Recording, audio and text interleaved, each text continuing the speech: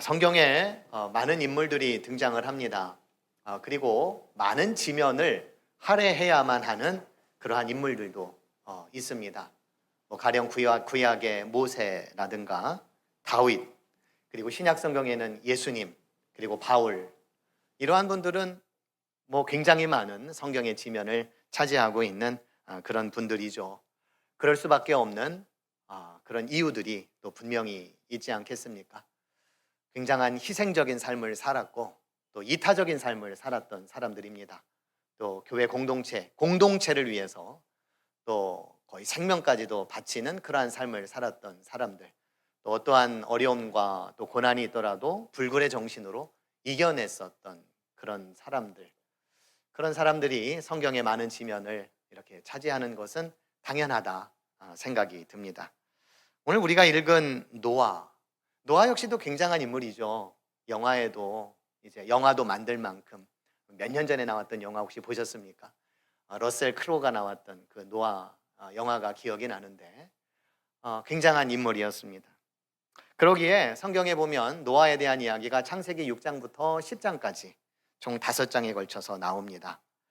창세기 1장부터 시작을 해서 지금까지 읽어본 바 가장 많은 지면을 차지하고 있는 사람이 또 노아이기도 합니다. 성경은 노아를 어떻게 소개하고 있냐면 6장 9절에 보면 노아는 의인이요 당대의 완전한 자라 그는 하나님과 동행하였다라고 설명을 하고 있습니다. 이 문장만 봐도 이분이 어떠한 분이신가, 또 이분에 대한 이야기가 많겠구나라는 그런 생각을 또 우리가 갖게 되는데, 이 본문을 공동 번역에서는 이렇게 또 번역을 했습니다. 그 당시에 노아만큼 올바르고 흠없는 사람이 없었다. 그는 하나님을 모시고 사는 사람이었다라고 말씀을 하고 있습니다. 아까 오전에도 하나님을 모시고 산다라고 하는 그런 표현을 한 바가 있는데, 오늘 우리의 귓가에 들리는 말씀 중에 가장 이렇게 다가오는 말씀인 것 같아요. 하나님을 모시며 살아가는 그러한 삶. 노아 역시도 그러한 삶이었다. 그런데 맨 처음에 보면 올바르고 흠없고 또 하나님을 모신 사람이었다라고 말씀을 하고 있습니다. 인류 최초의 살인자로 일컬어지는 성경의 가인을 보면 이제 하나님께 올려드린 제물을 받지 않자 얼굴빛이 변했다라고 성경은 묘사를 하고 있습니다. 그랬더니 하나님께서 왜 얼굴빛이 그렇게 바뀌었느냐, 어찌하여 내가 화를 내느냐라고 하면서 내가 올바른 일을 하였다면, 이렇게 이야기를 하고 있어요. 내가 올바른 일을 하였다면 어찌하여 얼굴빛이 달라지느냐. 그러니까 올바르지 못한 일을 했기 때문에, 그래서 어떤 문제가 이제 봉착하게 되었냐면 죄라고 하는 것이 너의 문 앞에서 너를 사로잡으려고 지금 도사리고 있다라고 이렇게 표현을 하고 있습니다. 올바르지 못한 것 때문에 죄가 엄습해 오고 있고, 또 그로 인해서 하나님과 멀어지는 관계. 그렇다고 본다면 이 올바름이라고 하는 것은 굉장히 중요한 단어이겠구나라는 그런 생각을 해보게 되는데, 여기서 올바름은 하나님과의 관계, 하나님과 동행하는 삶, 이것들을 올바름이다 라고 말씀드릴 수가 있겠습니다. 올바름이라고 하는 것은 내가 능력이 많거나 내가 의지력이 투철해서 어떤 개인적인 그런 능력의 차원이라기보다는 하나님과 동행하면서 얻어지는 거예요. 하나님과 동행하면서 또 순종하면서 또 그 말씀을 따르면서 얻어지는 삶이 올바름이다라는 겁니다. 그런 면에서 노아는 올바른 사람이었다. 그러기에 하나님께서 말도 되지 않는 그런 방주를 지으라고 했었을 때에 그럼에도 불구하고 순종하면서 또 살지 않았겠습니까?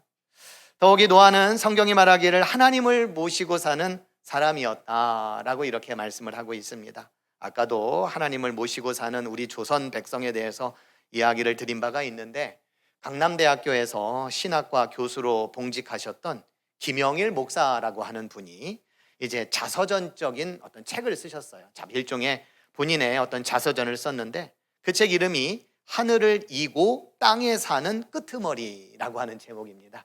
제목이 참 기가 막히죠. 하늘을 이고 땅에 사는 끄트머리. 그분에 의하면 신앙인은 하늘을 머리에 이고 사는 사람이다. 그리고 이 땅을 살아가는 본인은 끄트머리에 있는 사람이다 라고 이렇게 이야기를 했어요.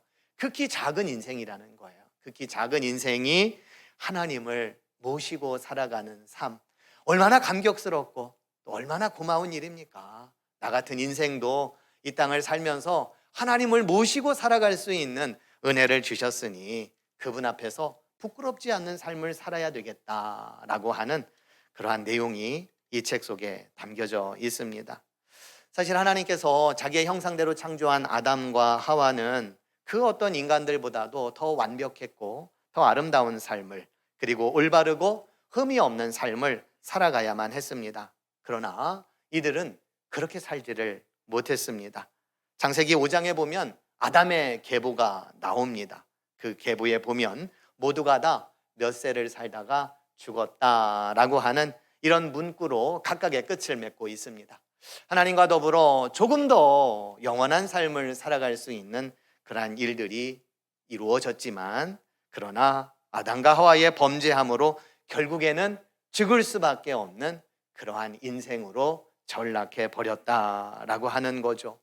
사실 하나님의 형상도 그렇고 또 인간의 존재 안에 불어넣어 주신 하나님의 생기도 그렇고, 우리의 인생이라고 하는 것은 찰나의 순간을 비록 살아가고 있지만 그 찰나 속에서도 영원한 삶을 누리며 살아갈 수 있는, 영원한 인생을 누리며 살아갈 수 있는 그러한 은총을 우리에게 허락해 주시지 않았습니까?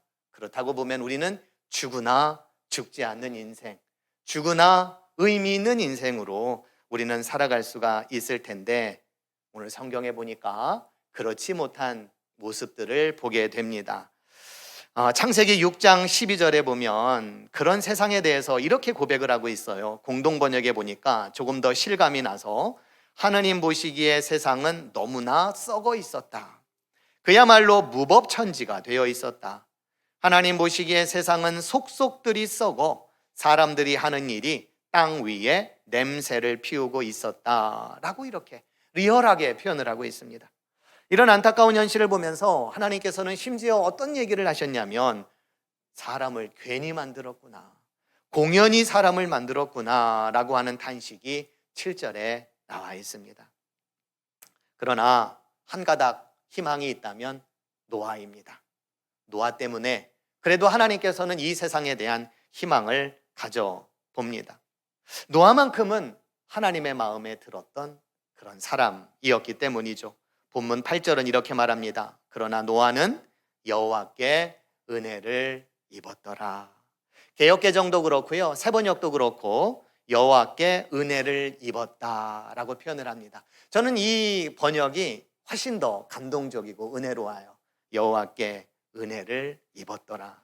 다른 곳에 보면 하나님의 눈에 들었다라고 표현을 하기도 하고요, 하나님의 마음에 들었다라고도 이렇게 표현을 하는데, 그것보다도 여호와께 은혜를 입었다라고 하는 거.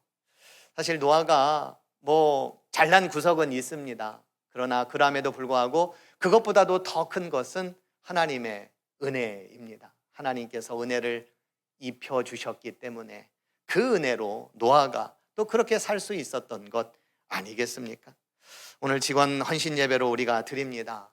우리 교회로 부름을 받은 목회자나 장로님들, 또 권사님, 안수 집사님, 또 여러 집사님들과 또 신임 집사님들에게 이르기까지 올해 우리에게 맡겨주신 귀한 일들이 있습니다. 또 귀한 사명들이 있습니다. 이 일들을 감당하는 데 있어서 하나님께서 은혜를 힘입어 주시고 또 그 은혜 안에서 또 살아가는 우리 모두가 되기를 간절히 축복드립니다.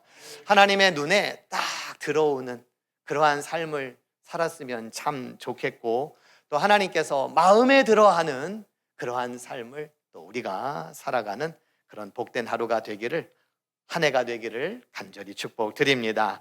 하나님께서는 노아를 부르셔서 이렇게 말씀하셨어요. 세상은 이제 막판에 이르렀다. 막판에 이르렀다. 지금도 이런 얘기를 많이 하지 않습니까? 마지막 때다, 마지막 때다. 근데 마지막 때라는 얘기를 옛날에도 했었던 거예요. 옛날에도. 그때도 마지막 때예요. 그리고 2000년 전에도 마지막 때고 1000년 전에도 그렇고, 여전히 세상은 마지막 때를 살아가고 있다. 그만큼 우리의 인간의 삶이 얼마나 죄 가운데에 놓여 있는가, 세상이 얼마나 타락해 있는가. 그럼에도 불구하고 하나님께서 오셔서 싹 다 심판을 하셔야만 하지만 여전히 기다리고 계시는, 참고 계시는 그런 하나님이심을 우리가 경각심을 가지고 우리가 살아가야 할 텐데, 어쨌든 노아에게 세상은 이제 막판에 이르렀다라고 이렇게 이야기를 합니다. 사실 성경을 읽으면서 천지창조 이야기가 1장, 2장에 나오지 않습니까? 그리고 나서 좀 뭔가 좀 아름다운 세상을 좀 더 많이 누리는 이야기가 좀 더 나왔어야 되는데, 3장에 보면은 바로 아담과 하와가 범죄하는 그러한 이야기들이 나오지 않습니까? 고작 얼마 되지 않았는데 왜 벌써 인간들이 이렇게 타락할 수밖에 없는가라는 그런 생각을 또 해보는 대목이기도 하죠. 2장에 걸친 창조 이야기, 그리고 시작하자마자 벌어진 인간의 타락, 그런 다음에 하나님께서는 손을 놓지 않으시고 누군가를 위해서 또 누군가를 통해서 하나님의 구원의 역사는 써 나가셨다라고 하는 건데, 물론 우리가 기간이나 연수나 이런 걸로 따질 수는 없는 부분이기는 하지만, 그러나 성경의 장수만을 보았을 때에는 2장의 아름다운 창조 이야기, 그러나 그 다음에 이어지는 인간의 타락의 이야기, 그리고 나머지는 어떤 이야기냐? 하나님의 구원의 이야기다. 하나님의 구원의 이야기다라고 하는 겁니다.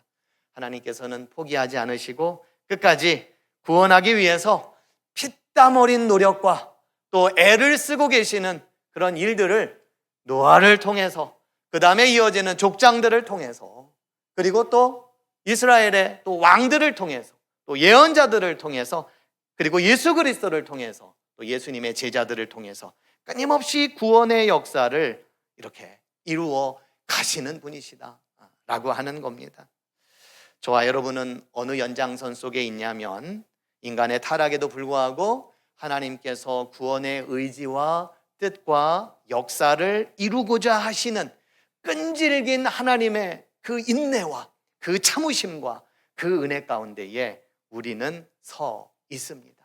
저와 여러분이 올바르게 살지 못하고 또 하나님과 바른 관계를 맺지 못하고 죄가 문 밖에서 호시탐탐 우리를 노리고 있는데, 그 죄 가운데에 살아갈 것인가? 아니면 하나님의 형상을 입은 자로서 하나님께로부터 지배를 받는 그러한 삶을 살아갈 것인가? 우리는 이러한 엄중한 과제와 또 숙제 앞에 있다라는 겁니다.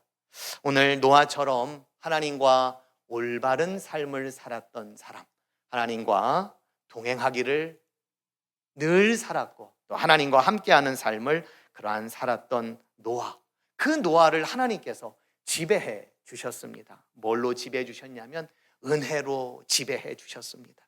그래서 성경은 노아는 여호와께 은혜를 입었다라고 말씀하고 있지 않습니까?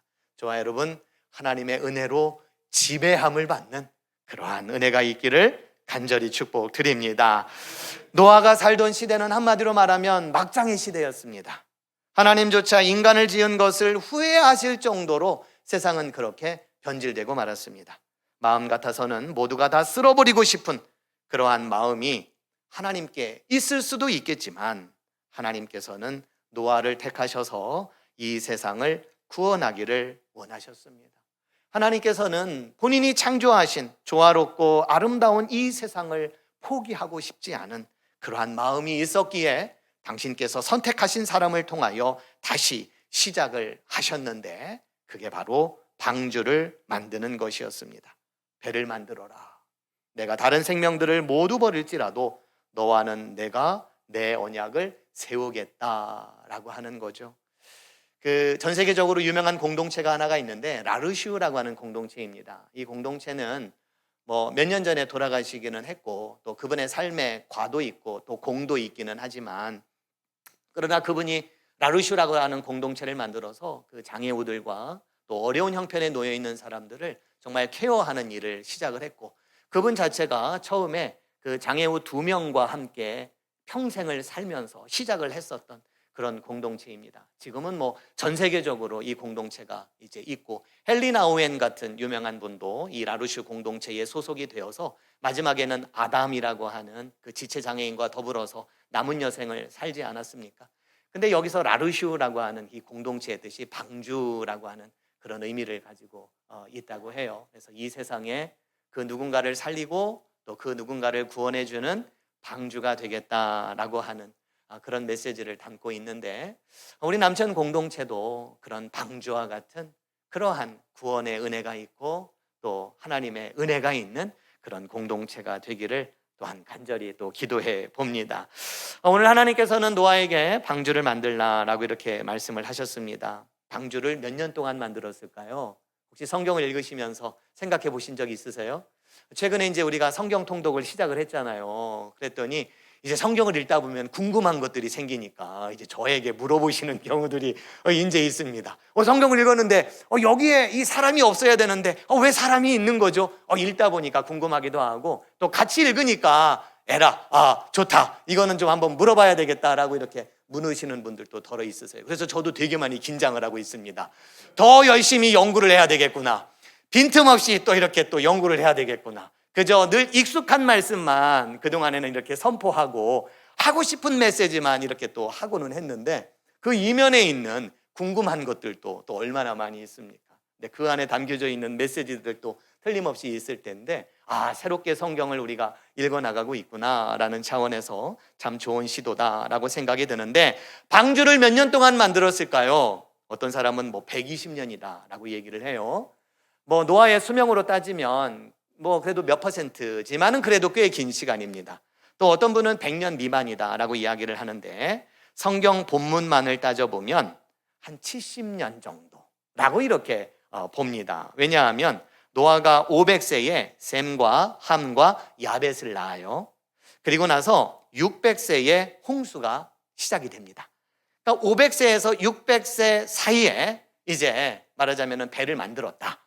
그런데 이제 배를 혼자 만들었냐? 아들들도 같이 만들었거든요. 그러면은 이 세 아들들이 어느 정도 장성을 했겠고, 며느리들도 있겠고, 결혼도 했겠고, 계산을 해보니까 대충 20살만 잡아도 한 70년 정도는 만들지 않았겠나라고 이제 이야기를 하는데, 중요한 것은 몇 년이냐 이게 중요한 게 아니라 짧지 않은 시간이라는 거예요. 짧지 않은 시간을 말도 안 되는 일을 노아는 했다라고 하는 겁니다. 저는 이러한 장면을 보면서 어떤 단어가 떠올랐냐면 고독이라고 하는 단어가 떠올랐어요. 고독.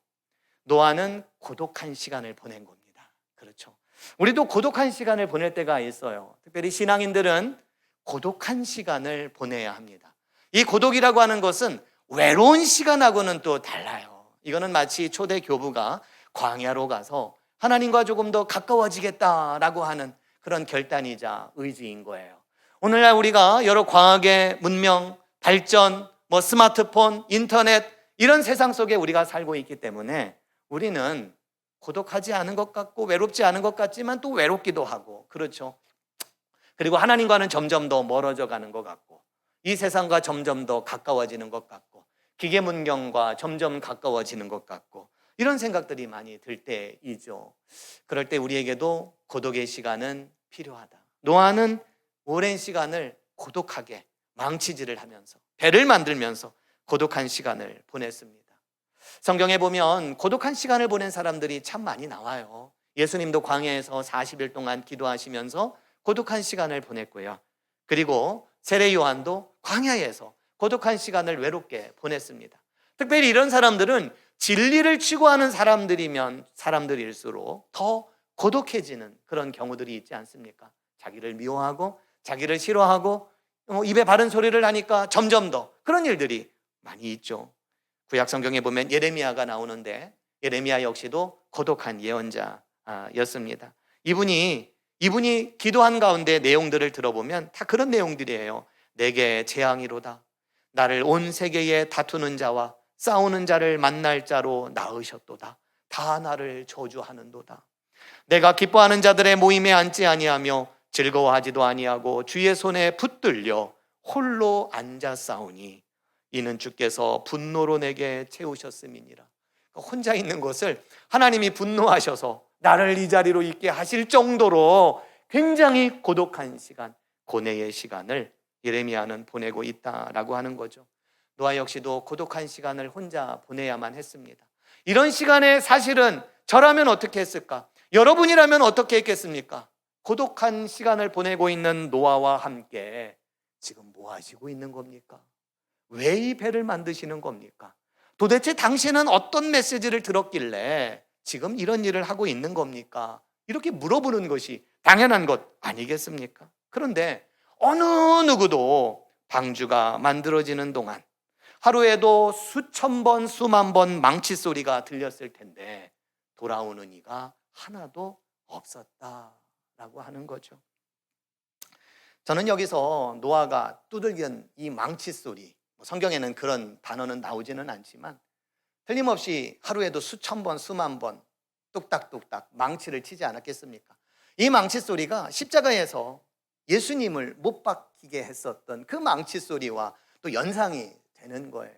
그래서 우리는 무언가 이 소리에 좀 민감해져야 되겠다. 그것이 망치 소리라면, 그것이 구원을 베풀기 위한 소리라면 우리가 그 소리에 우리는 더욱더 귀를 기울여야 하지 않을까.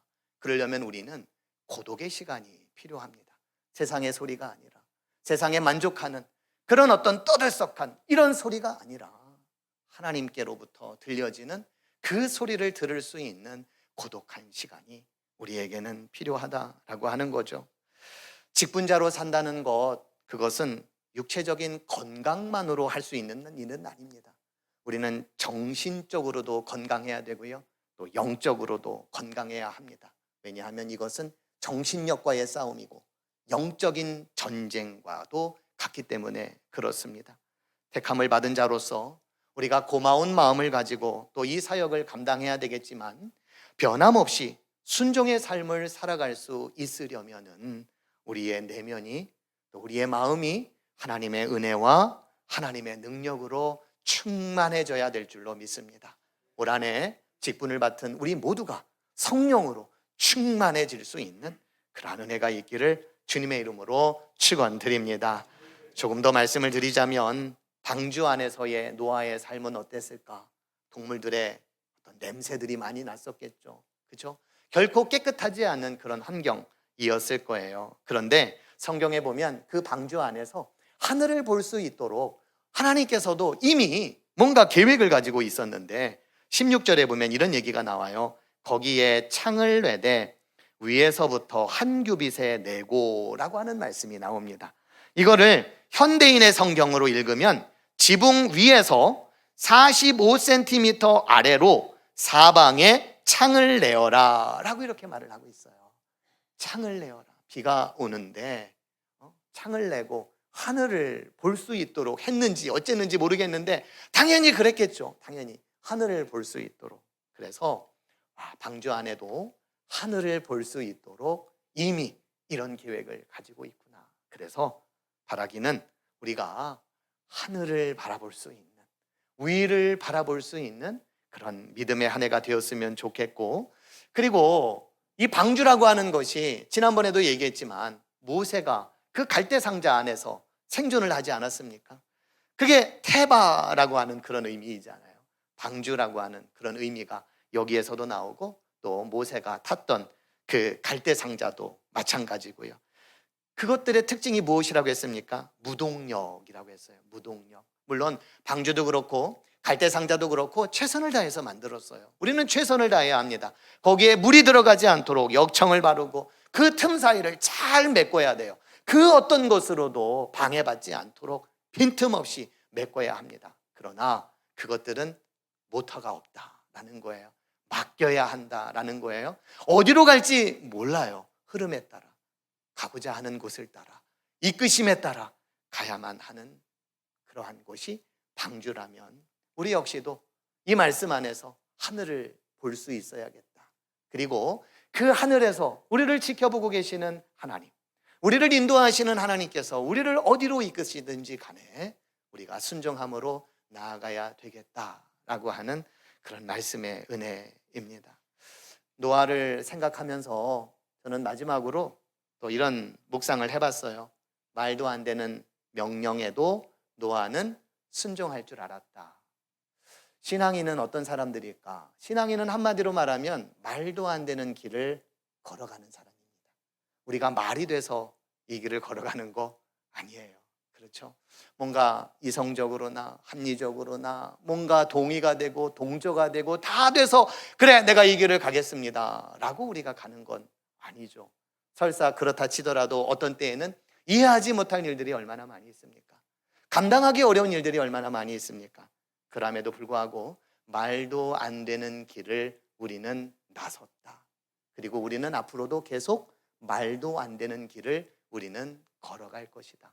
사실 예수님의 십자가도 말도 안 되는 것 아닙니까? 어떻게 한 인생이 온 인류를 위해서 자신의 생명을 바쳐가면서까지 그렇게 살 수가 있겠습니까? 성경에 나오는 무수히 많은 사람들도 다 그렇습니다. 어떻게 저 사람들은 저렇게 말도 안 되는 인생을 살아냈을까? 그런데 그게 실상은 우리가 가야 할 길이라는 겁니다. 여러분 각자에게 올 한해 하나님께서 말도 안 되는 요청을 하시더라도 그 요청에 순종함으로 나아가시는 여러분들이 되시고, 저는 목사로서 또 우리 장로님으로서 또 우리 권사님, 집사님, 안수 집사님, 우리 여러 직분자들 또 평신도들에게 이르기까지 이 교회를 통하여 하나님 역사하기를 원하시는데, 그러다 보면 말도 안 되는 일을 우리에게 시켜야만 하는데 그때에 우리가 순종함으로 믿음으로 나아가시는 저와 여러분들 모두가 되기를 주님의 이름으로 축원드립니다. 기도하시겠습니다.